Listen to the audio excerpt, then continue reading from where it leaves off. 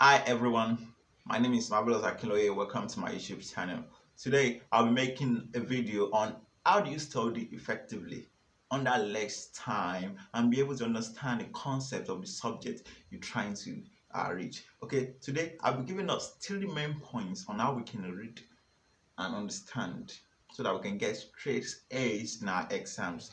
Now come with me, let's get to the main point. For some students, studying and staying motivated comes naturally, but for some students like us, we have to work a bit harder. So let's get to the point. Grab a cup of coffee or maybe an ice cream like Sweet Escape, and number one point is taking notes. Taking notes is so vital. Like some of you don't know, maybe taking notes after a lecturer is talking is very, very important. We need to understand the concept of taking notes. And there are specific ways in which you can take notes so that when you read, you can be able to remember what you've taken in class, in which I'll be releasing another video about that. But you need to understand that taking notes is a really important and vital way of studying effectively. And it's not just about taking notes alone. Immediately after the class, you need to revise on what you have taken down. You need to quickly revise because if you wait to go home and do it a couple of hours later, you might not really remember 100% of what the lecturer has said in class. But if you should revise the notes immediately after the class, you will be able to remember at least 80% of what the lecturer has taught in class, which will give you a greater advantage when you get home to expand on those notes. Okay, so taking notes, number one point. So the number two study technique that I'm going to tell you guys today is the protege effect. Protege effect has been known for thousands of years as teaching somebody what you want to understand. This effect goes like this. Like now I'm reading blood, physiology of blood. So how do I understand? So I'll just try to read. After reading, I'll call one of my friends or go into a group discussion and I try to teach them or explain to them what I've read. Research have found that students who teach their colleagues what they have read scored higher than students who only read for their own. I want you to check out today's sponsor, which is Sweet Escape. So Sweet Escape is a new company that just came to our Sugar campus. They provide ice cream in different tastes, vanilla, strawberry, and different. It's really good, honestly. You can enjoy it. So check them out. For some students, working and studying comes naturally. While some students they have to work harder for them to be able to understand some.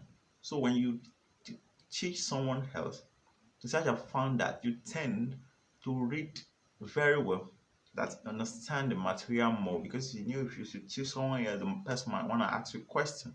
This is not reading for exam only. You are trying to impress your friends, and these techniques are proved to work over the years. So you can try it out. Again, a protege. If I should ask you guys that is reading again and again a good way to learn? Is using keyword mnemonics a good way to learn? No, they aren't. In fact, research have proven that these techniques are proven to be relatively low in effectiveness.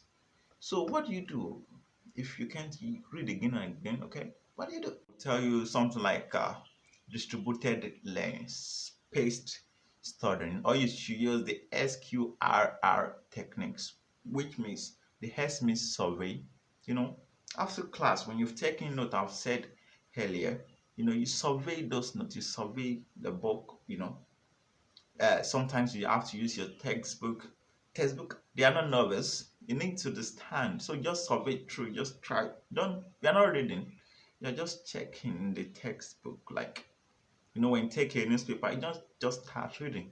You first of all start opening the newspaper to check the headlines, the keywords. Okay, that's how you first start reading.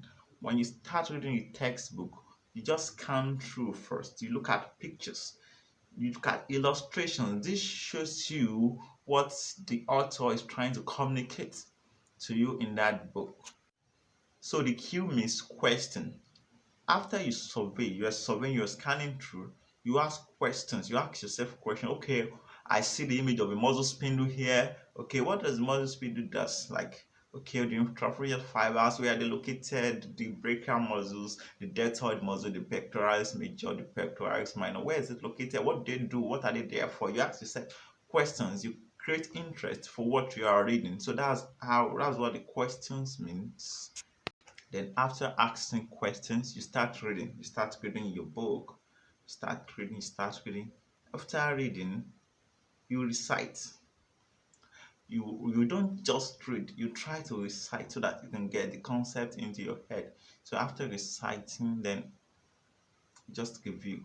When you're reading and understand, during your exam time, you don't have to go for night class or having sleepless night because you're having an exam.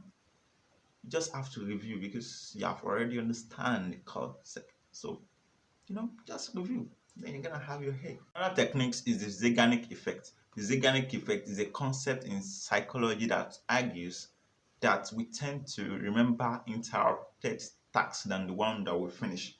Let's say, for example, you're washing your plate in your kitchen. One of your friends came knocking on the door. You went there to greet the person. Your brain will still be in the place you're washing. Your mind will be there. So your brain creates what we call the task specific tension, which improve your cognitive function. So we can't really avoid that. So it has to happen. So when you're reading, you don't just when you want to read for 6 hours, you don't just stay on your desk and start reading, just cracking your you will be wasting your time because you won't really understand anything. So when you read for about maybe 25 minutes, you take a break, 5 minute break, read from that 25 minutes, take a 5 minutes break.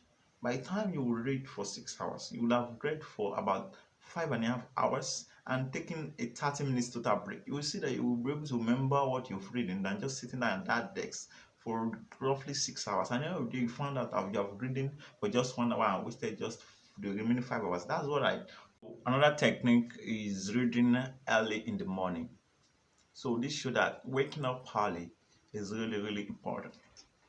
Although I'm gonna recommend you sleeping for 8 hours, that means you have to be early to sleep. Maybe you sleep something like 8 o'clock, you wake up at 5 o'clock, you have about 8 hours.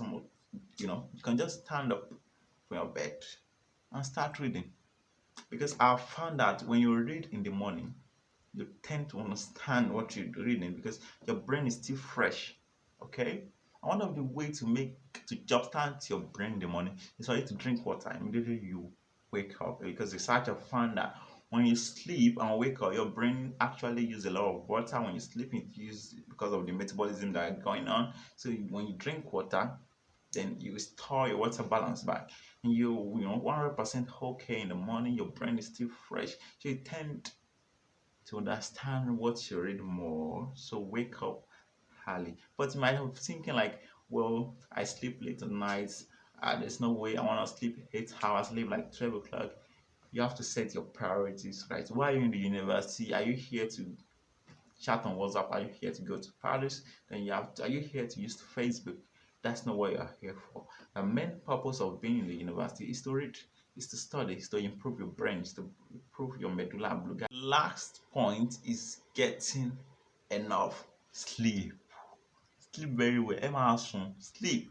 You need to fucking sleep, man. You need to sleep at least for about 7 to 8 hours a day. Because most of us think that, well, when I don't sleep, people think I'm studying. You keep having night classes like 3 times a week. You are only deceiving yourself. You are doing yourself mentally. Your brain is not getting enough RAM because consolidation process has been linked that okay during the rapid eye movement sleep, this is when consolidation process occurs. But you that you are busy having 4 hours sleep a day, how do you expect yourself to have studied what you've reading? What you've read doesn't become permanent, it only becomes stored temporarily. That's why usually after exam most students won't remember what they have read. For you that you are in nursing medicine, that can't work for you because you will constantly be checked. And those of you in physiology, don't read temporarily, read to the stand because of your final year. You know what I'm talking about. So ready to be compact, get enough sleep, drink more water, and do not ever procrastinate. Although you are going to, but try not to. Thank you for coming along with me today. My name is Marvelous Akinloye. Once again, you can do well to subscribe to my channel to get more videos like this. Thank you and God bless. Goodbye.